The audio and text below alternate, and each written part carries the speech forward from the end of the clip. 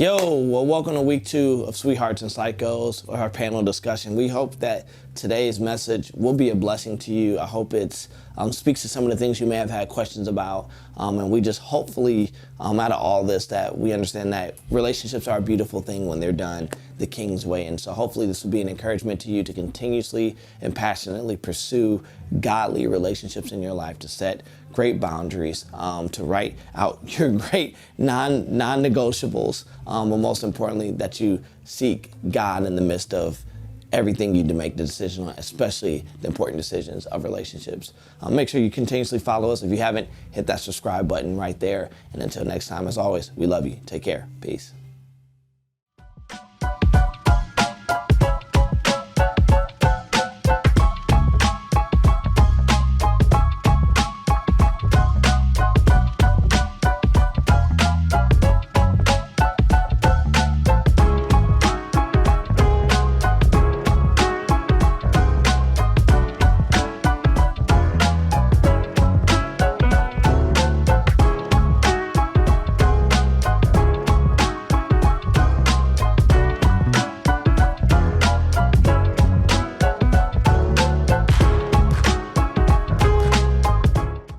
Valentine's Day, everybody. Everybody good? Who came here with a boo tonight? Anybody come here with a boo? That's weird, Tristan. Don't do that. That's weird. Jackson is like, why am I friends with you? Hey, no, we're super excited about tonight. Tonight's going to be good. Hey, I'm super glad that you guys came. I know, some of you could have been doing Galentines and doing all that other stuff that you do, but the fact that you came to church tonight, I'm super thankful you guys are here. And tonight's conversation, I think, is going to be a really, really good one. And so tonight, what I essentially want to do is I wanted to invite a couple of people who are all kind of newly married within the last, well, 2 people are within the last year, and then the others in the last few years.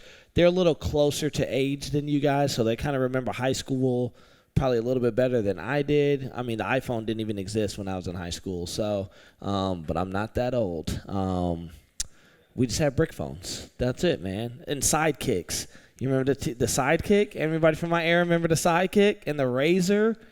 Y'all are like completely have no clue what we're talking about. The sidekick was the best phone out. Anyway, so hey, we're just gonna have kind of some discussions tonight just about how to navigate relationships as both males and females, the ups, the downs, the good, the bad, the stuff we wish people would have told us, versus stuff we didn't find out till later. And so super excited about that. Also next week, before I bring that, I want to prep you guys out to next week will be like a question night about relationships. So have your questions ready to lock and load, and we'll be answering those. But without further ado, I want to kind of invite our people out tonight. So let's make some noise for our very own Sarah Cabrera, Alyssa Drum, and Ronaldo Zayas.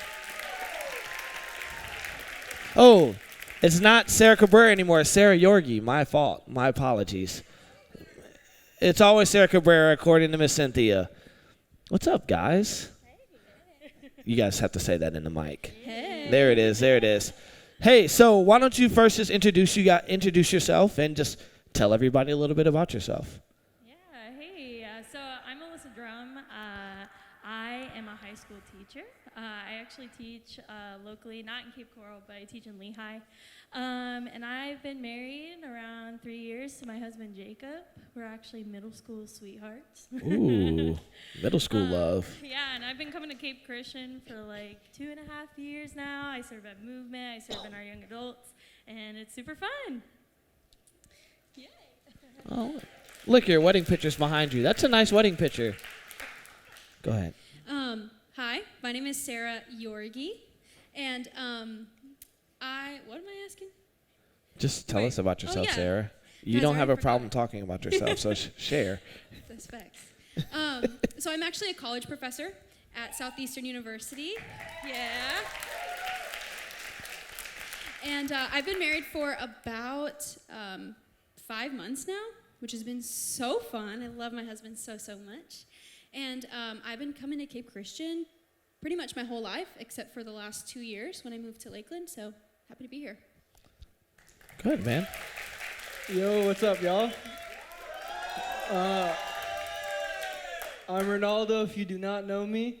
I'm in my 4th year of leadership college here on campus. So listen, if you don't know what to do with your life, it might be a good option for you. But I recently got married in November. It's been a great time, really great. We'll talk about more about that here in a few minutes, but it's been a great time. Yeah, that's really about it for me. That's awesome. Marriage is my life right now. Woo. My name is Brandon. I'm a pastor here at Cape Christian. And I marry a supermodel named Jessica, and who's completely out of my league. We've been married, coming up on 2 years now. Look at that. She stuck around. So it's all good. That is a fire photo. Bro, that's dope. Anyways, hey, so we're going to start off with a little fun, and then as we kind of glide into some of, like, the other things that people want to know. But I want everybody to kind of just share a quick story about, like, how you and your spouse met. So Jacob and I met in middle school. We actually went to Trafalgar, yes. So Jacob and I were in a club together, and our dads have worked together since, like, we were born. So we met in middle school. He would, like, sit across from me at the lunch table, and I remember he had this, like, Ohio State lunchbox, and I would roast him for it all the time. And I would just kind of roast him in general because I really liked him. So that's how I showed my love as a 12-year-old. I just roasted the crap out of my husband, and here we are. So we actually separated paths for a little bit. I really liked him in middle school, never told him. We separated for high school, and then I happened to be visiting back here. I was in college in Orlando, and I happened to be visiting here, and I ran into him, and we made, like, direct eye contact. But then, like, he was busy with something, or somebody, like, intercepted him because we were, like, in a church lobby, so he got, like, intercepted by another pastor. And then he slid into the DMs, and it's history from there. Yeah. What did that DM say? It said, "Hey, you look a lot better from middle school." I like that. All right, Sarah, how did you and your husband meet? Yeah, so actually a very similar story. So we actually met in middle school, except he was homeschooled, and I roasted him about being homeschooled. And when we were in middle school, we both kind of were, like, anxious balls. So, like, anytime we, like, hung out together, we were just, like, super nervous, like, all the time. Like, we'd go to the mall, and we'd literally be like, "Oh, my gosh, it's someone of the opposite sex." And so it was really awkward for middle school. So we actually, like, stopped talking because it was, like, really weird and awkward. So we didn't talk again for years until I was a senior in high school. What? Until I was a senior in high school. And then we kind of just, like, hit it off. We just, like, rekindled the flame. And Okay. yeah, and now we're married, so. I'm glad it rekindled. All right. All right. All right, Ronaldo, how did you and Miss Carson meet? Is she out in the lobby right now? Okay. You're free. Great. So we went to Trafalgar, Trafalgar Middle, Trafalgar. But we first came in contact with each other on the open house of 6th grade. And I was not into her a lick of it at all. And the only reason why we came in contact was, here's the crazy thing. Listen to this. Her mother is a teacher, and her mother had my sister as a student. And my sister held her in her arms when she was a baby.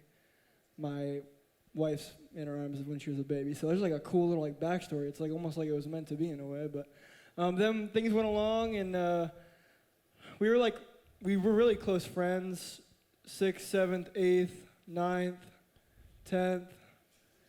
And then in the process, I'm gonna be straight up. I tried to date every single one of her friends around her. Ronaldo. Listen, we're being honest here, okay? And she was the only one left standing at the end, and Stop while you're ahead. Stop while you're ahead. It was a beautiful experience. And then, so now we've been together since sophomore year of high school, and it's been a great journey. Ladies, She know- do not ever date the guy that tries to date all of your friends. Listen. That's girl code right there. That is, I am a dad of a daughter. I would be highly, I wish I would have known that. I wouldn't have asked you that question. So, hey, one of the things, I think is really interesting. I didn't know that. That's throwing me off. One of the things I think, especially in social media, you often hear like, oh man, my man has to do this person needs to do this, or my spouse or my partner needs to do this.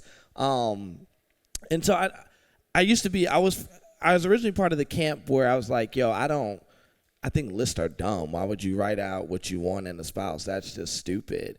And I had a mentor of mine was like, how would you ever know what you want unless you put it out in front of you so that you know what you're looking for? And so, as you grow and you develop and you get married and you kind of pick your spouse, and you guys are kind of more recent picking, well, all of us are more recent. So I think it's a little bit more fresh on our mind sometimes, is kind of like what were the characteristics and qualities that made your list and why? So for me personally, I didn't really date in high school, so it was a big deal that I was in a relationship. I had never dated anybody in high school. Like, Jacob is my only boyfriend, only person I've ever been with. So I definitely had quite the list because I had a lot to that. I knew my worth. I grew up in a Christian home. I knew God, and I knew my worth. So I knew I needed to find a guy who reflected that and who was going to treat me with respect. And honestly, in high school, I just wasn't finding that. So I just waited to date. So when I really think about like qualities that I really wanted, the like non-negotiable, like had to have it, was that they had to love the Lord. And they had to be able to also like lead me in the relationship, like as a man of God, as a person of God, like be able to lead me in the relationship. Also, I was very anxious, so I wanted someone who was strong and who was super firm in what they believed and was willing to stand up for what they believe in, because I can be quite the people pleaser. So having someone who could like push me to not people please and to actually like stand up for what I believe in and stand up for myself, that was like a major thing for me. Another thing was like just their intention in the relationship. I remember I told Jacob, 18-year-old Alyssa, looked Jacob straight in the face and went, dude, if you're not doing this for marriage, then we're not doing this. If we're not dating for you to ultimately marry me, then we need to talk about this, because we're not going to do this if this is just a play or if this is just a mess around, because this is my heart and God gave me this heart and he asked me to protect it, and I know better than to let someone like a man come in and ruin that for me. So I was just very straight up with Jacob when I first met him. I was like, and when I said that to him, he looked at me and he went, okay. He was like, I'm ready for that. So those were big things for me. That's awesome. So I would say for me, I also grew up in the church, and I just really like loved the Lord. Like, he and I were like besties. Like, we did everything together. Like, I remember in school, I would just like walk around the halls and like, it seems like I was talking to myself, but I was really just praying, which kind of is like super out of the normal for a lot of people. So for me, I just wanted someone who really loved God. Like, not just like went to church just because I asked them to, which seemed to be like a lot of the people that I was like talking to when I was in middle school and high school. But I wanted someone who wanted to be there because they want to know God. And so that was something that was really important to me when I was looking. And another thing is that anybody who knows me knows that I'm like super ambitious. Like, I'm a dreamer. I love to grow. I love to grow in knowledge, grow in wisdom. I remember in middle school I wanted to be a CEO. I still kind of want to be a CEO because, I'm just that girl. But it was challenging for me when I was younger to find somebody who wasn't in, like, how do I put this in a very nice way? Somebody who wasn't insecure about themselves to the point that they would be afraid if I was being ambitious. And so I wanted someone who was going to support me, who was going to love me, who was going to see all the dreams and visions that I have that I believe that God had given me and was going to empower me in those. And so that for me was something that was really, really important. And I also wanted to be with someone who was also ambitious, who also had dreams and visions and goals. Just because, if we're going to run together. And so I want to make sure that when we're running at the same pace, or at least like close to the same pace, because I know relationships ebb and flow. But that was something that was really, really important to me.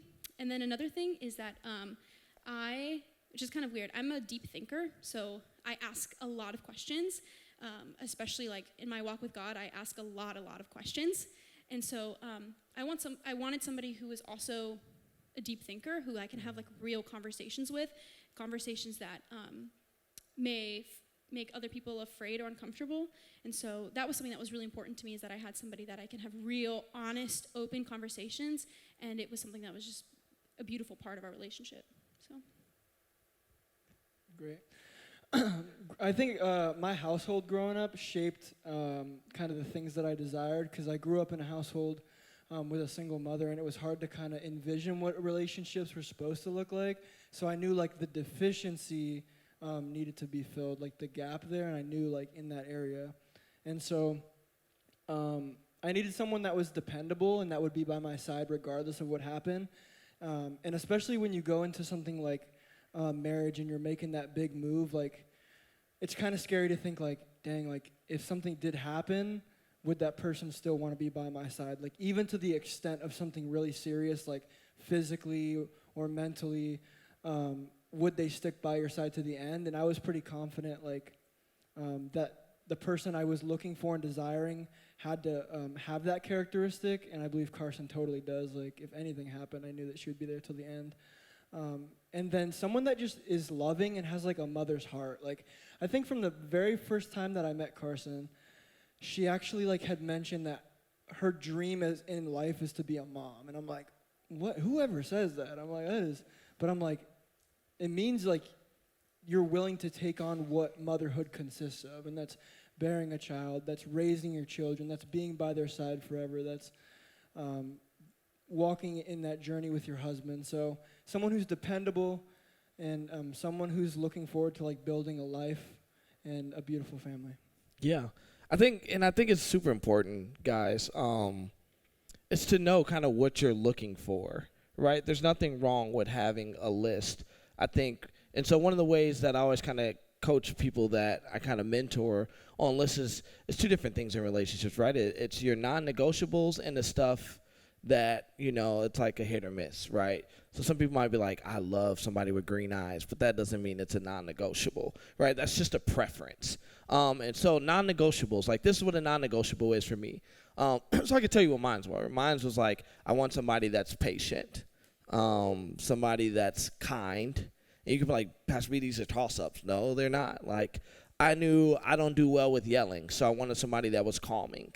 I knew most importantly I wanted somebody that loved Jesus, like that loved Jesus more than, and some people say, oh, like, and then when I say, and I know that's going to kind of be the general consensus in this room, like, oh, of course, you want somebody to love Jesus, but I think there's levels to this. There's people that like, no, that like, okay, I like Jesus, but then there's people that like love Jesus, and they dedicate their life to loving Jesus, and you can tell, I always say this, you can judge somebody by their fruit. And so someone that loves Jesus, that serves Jesus faithfully, that spends time with Jesus, the characteristics, the fruit of the Spirit, like it bleeds out of them without them having to try. And they're kind, they're peaceful, they're full of joy, they're understanding. Like they would handle me as close as they possibly could as Jesus could. And so I think that's just really important, is going down, okay, what are some non-negotiables? Like, what are things that, man, I'm not budging on? So if my wife was a yeller, I wouldn't have married her, because I'm like, I don't do well with yelling. Like people, that just makes me angry and that makes me snap, and I have a weird temper. I don't want anybody yelling at me. I want somebody that's going to be nurturing. I want somebody that's going to be calm. I want somebody that's going to be a deep thinker and somebody that understands and that's willing to understand. I knew I wanted somebody that was like a fighter, not somebody that wanted to fight me, but a fighter in the sense of, hey, this is going to get hard one day. And so I looked at their life, like when they hit hard times, what were their characteristics when they hit hard times? Did they just quit, or did they persevere?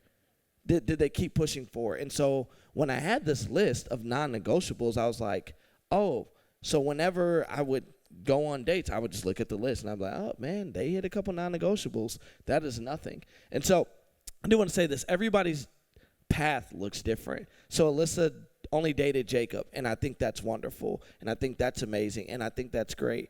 I didn't go that route. I dated multiple, but here's dating needs to have some intention behind it. But at the end of the day, dating is data collecting. You're collecting data.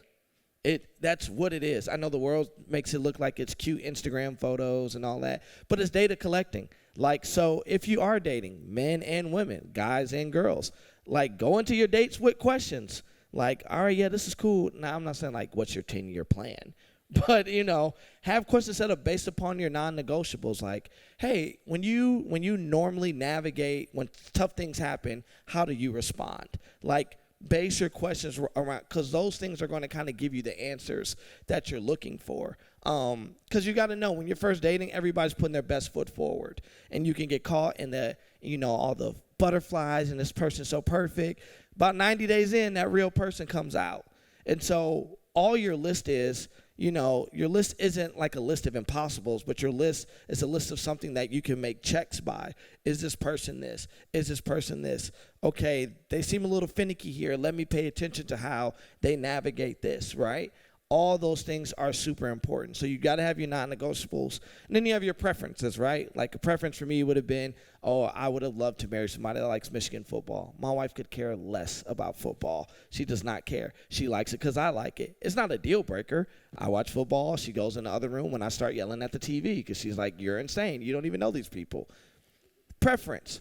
Non-negotiable, kind, thoughtful, loves God, worships with the heart of God, was a great mother. Like, I got to see all of these things, and for me, that was important. So I think that's just something there. But one of the things I really want to talk about, because this is something you're going to have to navigate in all relationships, whether it's romantic, whether it's platonic, is boundaries. So as you guys navigated dating, how did you guys navigate the boundary scene? Like, how did you guys set boundaries and keep them at the same time? Because boundaries sound good, but them mugs will be tested.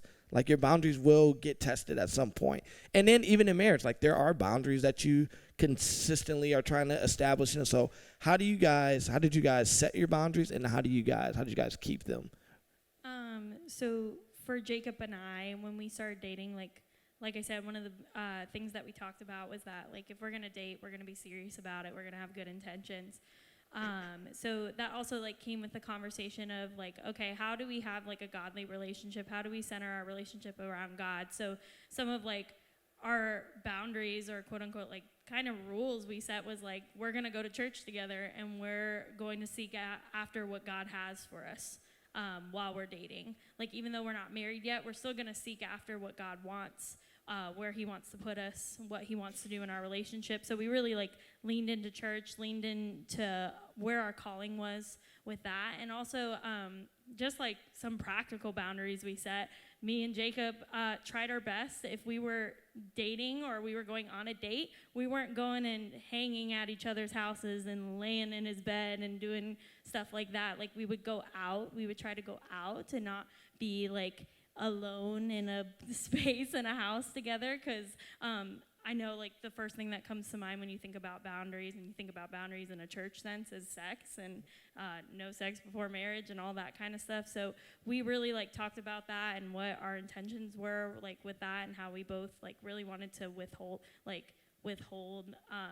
having sex till marriage. So we were like, all right, but how are we going to practically do this? Because we like each other and we're attracted to each other. So this is going to happen. Mm-hmm. This is what happens. Yeah. So I remember us talking and being like, okay, so if we're going to go out, we're going to try to go out. Like, let's go out to dinner. Let's go walk around the park. Let's go to the beach. Let's not, like, just hang in each other's houses and lay all up on each other all the time. And we weren't perfect. We definitely had our shortcomings, and we messed up sometimes. But when we did mess up, we always, like, ran to God or ran to seek him instead of, like, falling into shame and falling into this, like, guilt. We definitely ran to God and ran to him and ran to his forgiveness, but then strive to do better. Okay, what can we do? How can we adjust our boundaries to make this better, so that we don't need to feel this way, and so that we don't have to experience the guilt and shame that we're feeling right now. Yeah, that's good. So when I think about boundaries, I actually think about my mom. Is she still in here? Mama C? Is she gone? Oh, No, she's she in the back. back.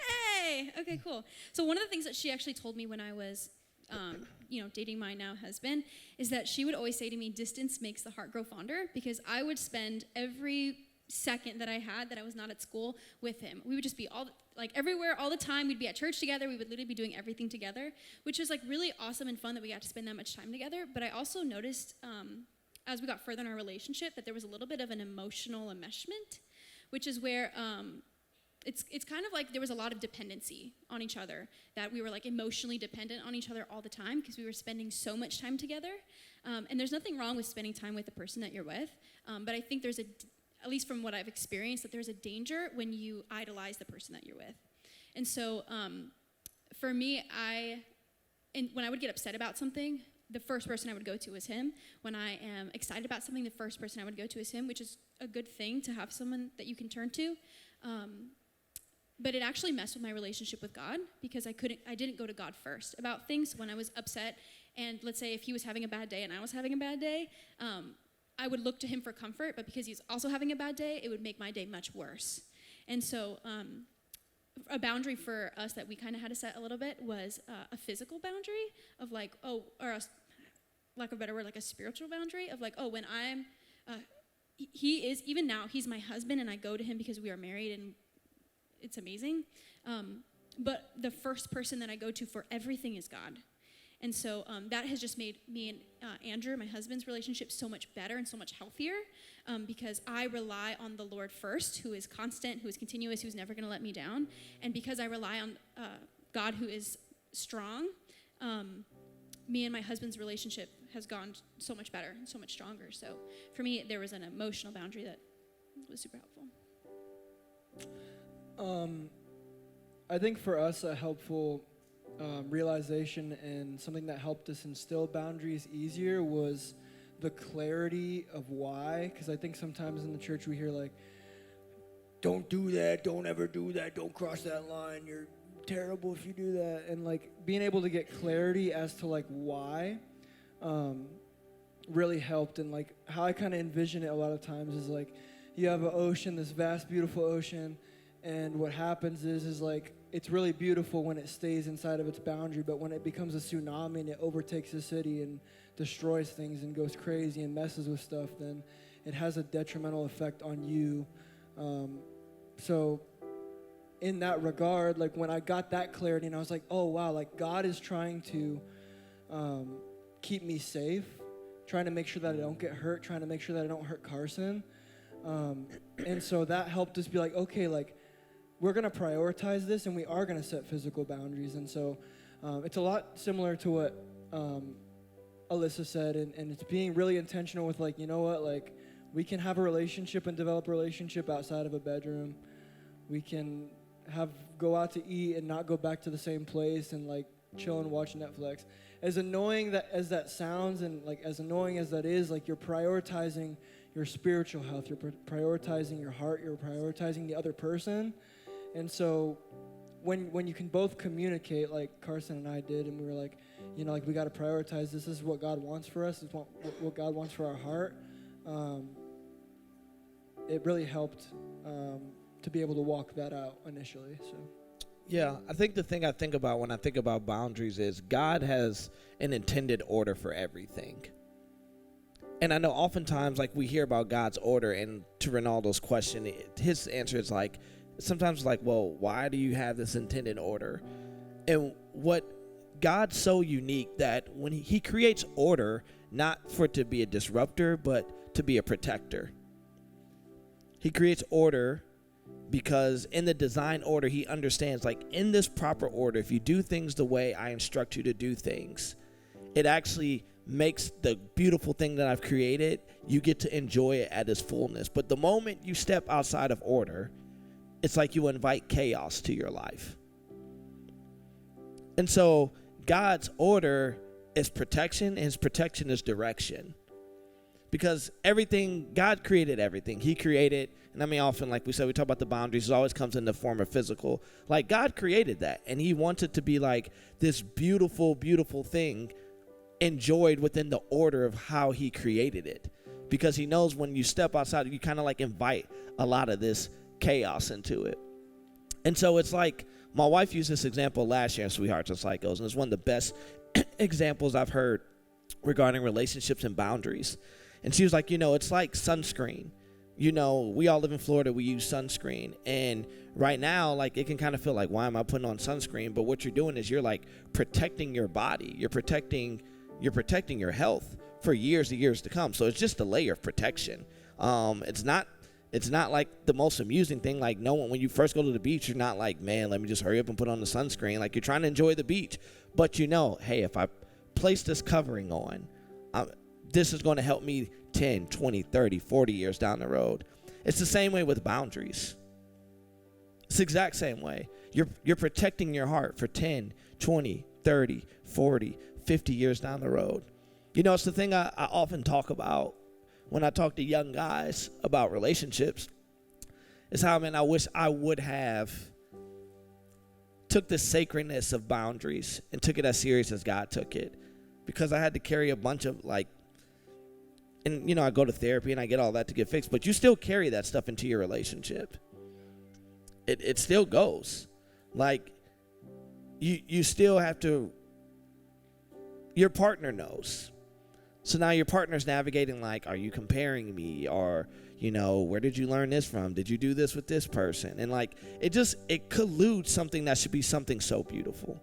Because sex is dope. It's fun. And God's intended order, it's amazing. It's amazing. It really is. It's super amazing. And like the thing I hate the most was like, I didn't take God at his word on the sacredness of creating proper boundaries. That's not just physical, that's spiritual, that's emotional.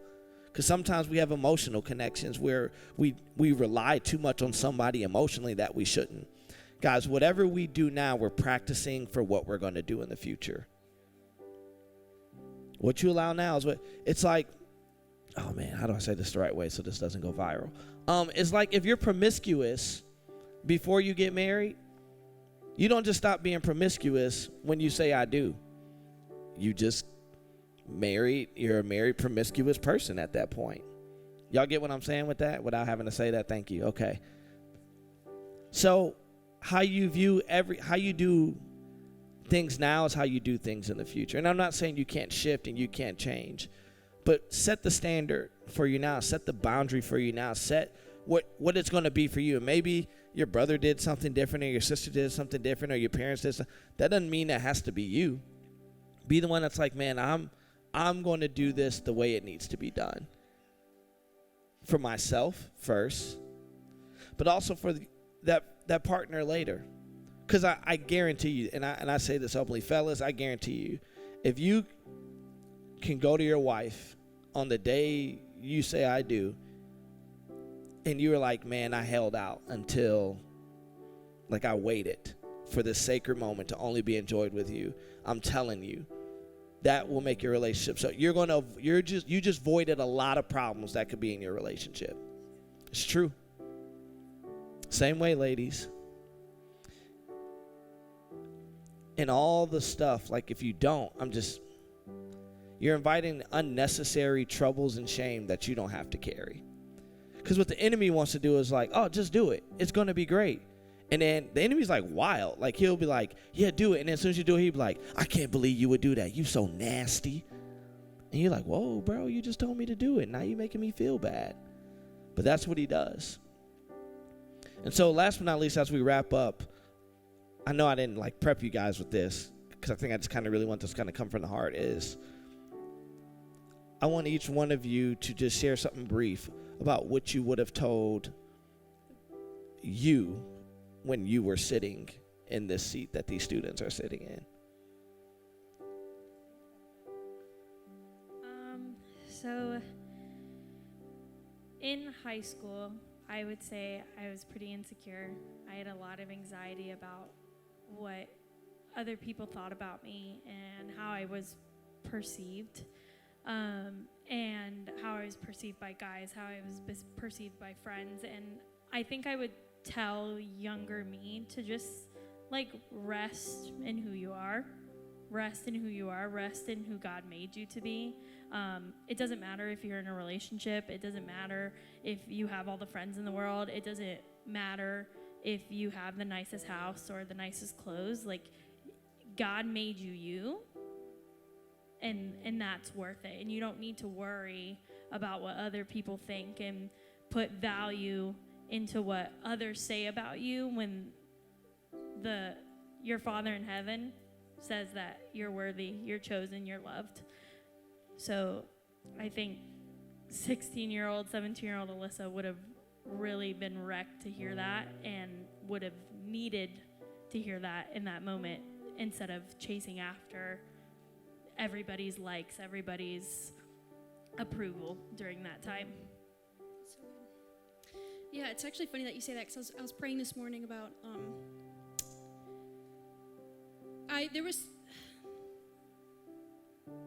when I was in high school, I really, really wished that someone was uncomfortably honest with me. But I just want to say I really struggled as a middle schooler and high schooler with purity. Like, it was really, really, really difficult for me, and that was probably one of the biggest struggles I've had throughout my whole life. And I really believed that God didn't want to use me or my story because of that. And,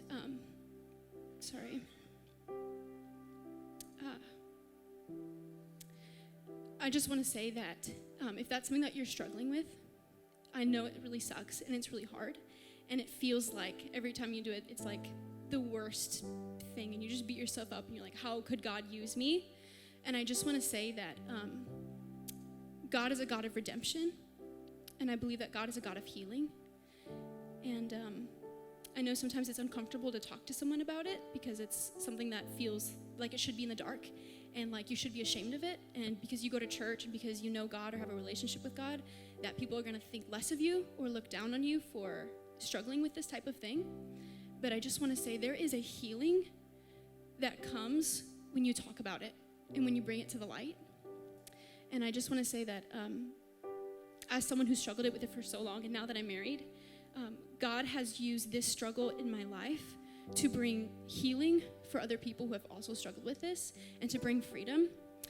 So I just want to say that you're not alone in this. Like, this struggle is hard and it's frustrating and it's annoying and it feels like you are alone because you can't really talk to people about it. But there are people here, because I talked to someone when I was in high school about this here at Movement. And it just brought so much healing to a place that was really shameful for me.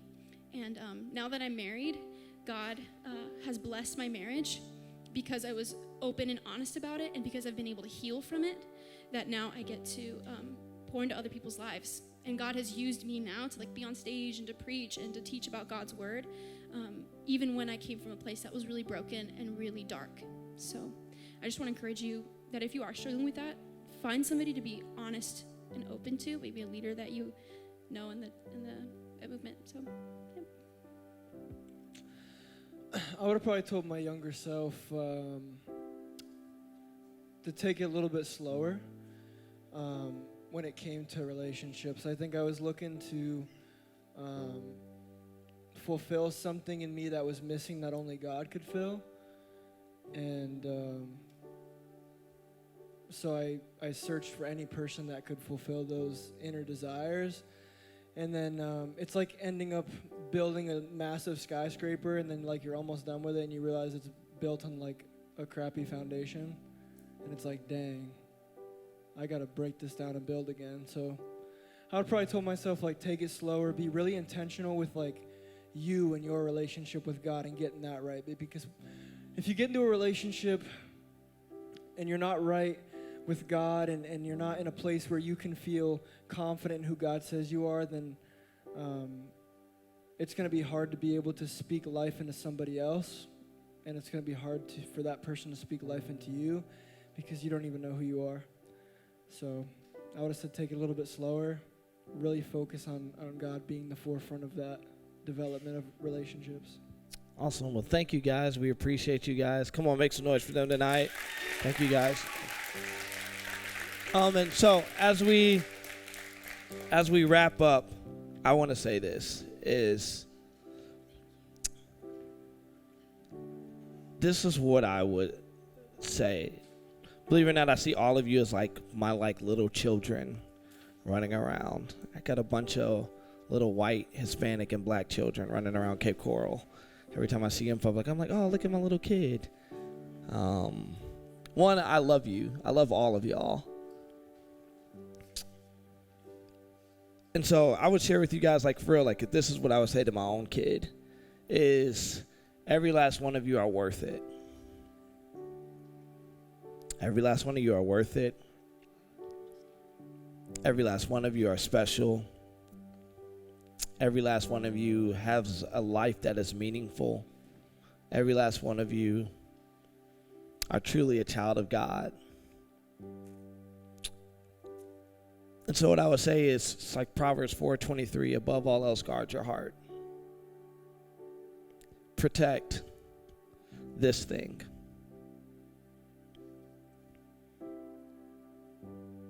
Don't give it away so freely. Don't give it away so flippantly. It's one of the most precious things that we get. And the person that you give it to, you want to be pretty dang sure that this is the person that's going to handle it with gentleness, that's going to handle it with care, that's going to handle it with love, that's going to have the character and integrity that they lived in their life to make sure, like, they see it as the precious gift that it is. And they see you as the precious gift that you are. And they see you as the gift that God's created you to be. You know, I think about God's love. It's so infinite. You know, we hear that all the time, God so loved the world that he gave his only son. Like, and I think, like, when I look at the characteristics of God, he was always just so giving because he loved us so much. Everything for him was like, it was like this sacrificial love. That it was like, man, I'll do whatever it takes to make sure my kids know I love them. And that's how I view, like, even how I navigate relationships.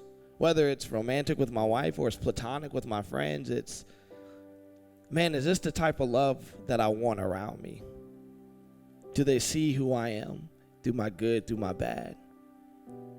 Do they treat my heart as precious as it is? Do they handle it with care? Do they truly care about my well-being? Are they loyal? Do they want to see me thrive? Are they okay, like, when I do well and they get nothing out of it? Does that excite them? Like, that's another way you can start watching this thing. It's like, man, when good things happen to you, is this person just genuinely excited for you?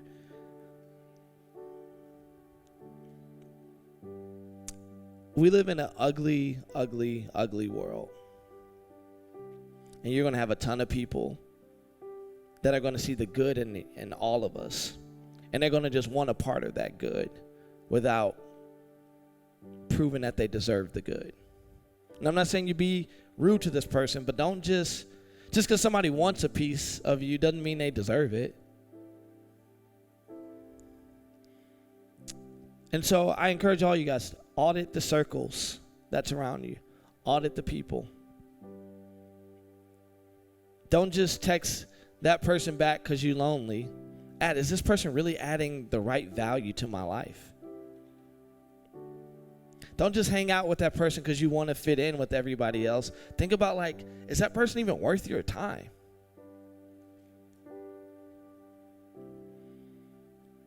You don't have to give the precious gift of yourself just to fit in with somebody, or just to feel like you matter. I'm here to tell you, you do matter. You matter to God. You sure as heck matter to me. And I want everybody to experience, like, relationships the way God intended for us to experience them. Which, yeah, they're hard. But, man, when you do it right and you get the right people, man, they're full of love. They're full of joy. They're full of peace. They're full of comfort. And they just feel right. And I know that's like not the best poetic way to say it, but it just feels right. I love my wife. And every day I wake up to her, I'm like, man, this just feels right. I picked right. And we have our good days, we have our bad days, we have our ups, we have our downs. But even in the downs, I'm like, I wouldn't want to do this with anybody else. It's my person. Through the ups and downs, we're going to ride together. We're going to passionately pursue Jesus together. And so this is the last thing, and we'll wrap up so we can worship. It's like a relationship like I talked about last week. It's team. It's tandem. But like your vision it should be forward, looking upward towards God. And if you chase God with the best of your ability, and you follow him with the best of your ability, and your partner chases and follows God with the best of your ability, you'll meet in the middle at the right spot. You don't have to sacrifice just to be in something. You don't have to give up your values just to be in something. And sometimes it's going to take longer than expected. My wife had to wait till she was 30 because I was playing around, so I'm sorry. That was a joke. But this isn't something to be rushed into. Take your time. You could be like Carson Ronaldo or Alyssa and Jacob and meet in middle school, or you could be like me and meet when you're in your 30s. Take your time. God's timing is his kindness. So I'll say is trust him with this. He knows the desires are. Trust him. Do your part and trust him, and let him take care of the rest. Let's pray. God, I thank you for all these students. I thank you for the gift of relationships, because when they're done in the way that you intended for them to be done, they're beautiful in all their ways. And so, Father, I pray for every student tonight, Father, Lord, that they protect their heart, that they guard their heart, that they are passionate in their pursuit of you, that they realize, Lord, that they don't have to sacrifice in the areas that they don't want to sacrifice in order to have good relationships, whether romantic or platonic. And so, Father, I pray, Lord, just for every student in this room, Lord, that you begin to remove the people in their lives that don't need to be there. That you make it clear. Some of our students are on the fence tonight about should they let go of certain people. I pray if they should, you make that clear tonight. But in return, I pray, Lord, that you send them better people for their lives, people that are passionately pursuing you, that are going to push them to be the best version of themselves. Father, I pray for our students who've never seen it, but that you would show them what a healthy relationship looks like. Most importantly, Father, I pray, Lord, that you protect them, that you guard their heart, that you guard their minds, that you guard their thoughts. And that from this day forward, that they truly pursue you in the way you've called us to do relationships. In Jesus' name we pray. Amen. Let's stand up and worship.